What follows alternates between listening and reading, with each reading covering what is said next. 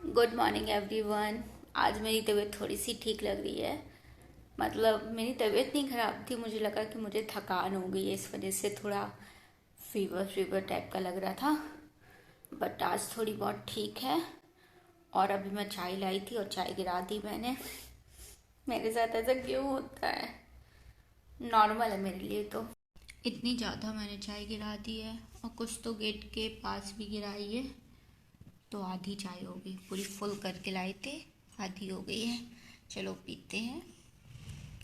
As usual जब मैं नाश्ता करती हूँ तो मैं नॉवल पढ़ती हूँ, तो अभी मैं फ़ियर पढ़ रही हूँ। तो फ़ियर बुक में मुझे बहुत अच्छी लाइन मिली, वो आपको मैं बताती हूँ। Meditation is when you are not doing anything at all, when the mind is not functioning at all. That non functioning of mind is meditation. No chanting, no mantra, no image, no concentration. नाश्ता करने के बाद check कर लेते हैं कि सारी books रखी है कि नहीं। पॉलिटी कंप्लीट हो गई है, तो पॉलिटी के जितने भी नोट्स हैं और लक्ष्मीकांत है उसको बैग से हटा देते हैं। ज्योग्राफी के सारे नोट्स रख लेते हैं। तो अब निकलते हैं लाइब्रेरी के लिए। तो लाइब्रेरी मैं जा रही थी तो मम्मी बोलती मैं भी चलती हूँ, थोड़ी देर तुमको छोड़ आती हूँ, उनको कहीं जाना था। तो यहाँ पे मेरी मम्मी भी मेरे साथ आ गई थी। तो मैं थोड़ी दूर जा पाई थी। तो यहाँ पे ये जो डॉगी दिख रहा है, इसने मतलब बेबीज़ दिए हैं। तो मैंने सोचा कि इसको खिला देते हैं, क्योंकि इसके बेबी बहुत ज़्यादा रोते हैं और ये ना बेबी को फीड नहीं करती है। तो मुझे लगता है इन लोगों को खाना नहीं देता होगा कोई। फिर मैंने रोटी दी, लेकिन मैं ना दूसरी सोसाइटी की हूँ, तो ये जो डॉग्स है वो दूसरी सोसाइटी के हैं, तो वो मुझसे ना डर रही थी।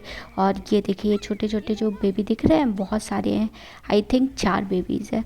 तो ये मुझसे डर रही थी, तो मैंने रख दी रोटी, फिर उसके बाद चली गई, क्योंकि वो मुझसे डर रही थी। सही बात तो ये है।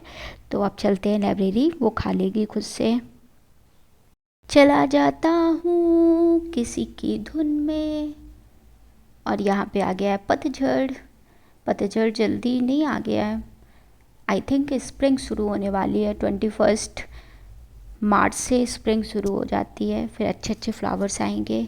जल्दी जल्दी चलते हैं। आज भी मुझे लग रहा है कि मैं लेट पहुँचूँगी। तो मैं जाती हूँ एरोप्लेन से। एरोप्लेन का मतलब ई रिक्शा है, जो फर्स्ट टाइम ब्लॉग देखेंगे। तो आज मैंने प्राइवेट जेट से छोड़ के मैं जा रही हूँ एरोप्लेन में। तो एरोप्लेन वाला बहुत ज़्यादा लेकिन वेट करवा रहा था। आज पता नहीं क्यों स्टाइल मार रहे थे ये लोग। फिर मैंने एरोप्लेन में बैठा और जल्दी से लाइब्रेरी पहुँचती हूँ।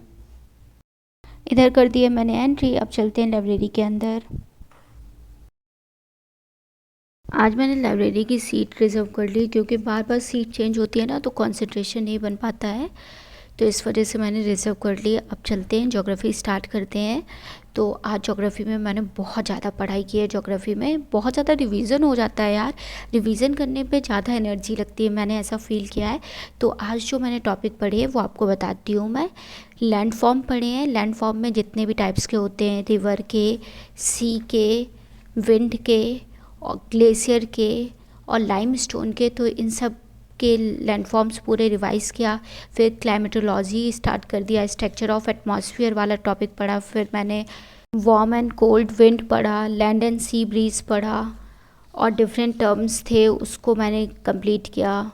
प्रेसिपिटेशन, कंडेंसेशन, इन सब का पूरा पढ़ा। एडियाबैटिक प्रोसेस वाला टॉपिक पढ़ा। फ्रंट पढ़े मैंने, कोल्ड फ्रंट पढ़ा, वार्म फ्रंट पढ़ा। तो अब हो रहे हैं 2:30, तो मैं सोच रही हूँ लंच कर लेते हैं सबसे पहले, फिर उसके बाद नेक्स्ट स्लॉट स्टार्ट करेंगे। तो बंद करके चलते हैं लंच करने। तो आज मम्मी ने मेरे लिए बनाया था सब्जी रोटी और संतरा था और थोड़े से ड्राई फ्रूट्स थे। तो अब जल्दी से लंच करते हैं।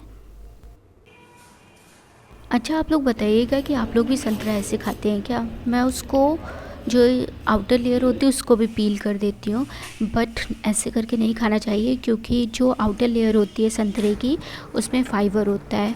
तो फाइबर जो होता है वो कॉन्स्टिपेशन के लिए बहुत अच्छा होता है, डाइजेशन के लिए बहुत अच्छा होता है। आप लोग ने सुना भी होगा कि एप्पल के जो आउटर लेयर होता है उसको खाने के लिए इसीलिए डॉक्टर बोलते हैं, क्योंकि उससे डाइजेशन अच्छा होता है।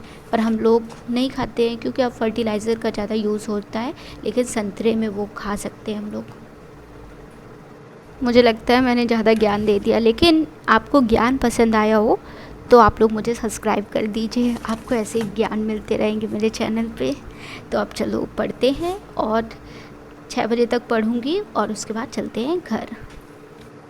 यहाँ पे घर के लिए मैं ई रिक्शे में बैठी और लग रहा है ई रिक्शे वाले भैया का दिल टूट गया है।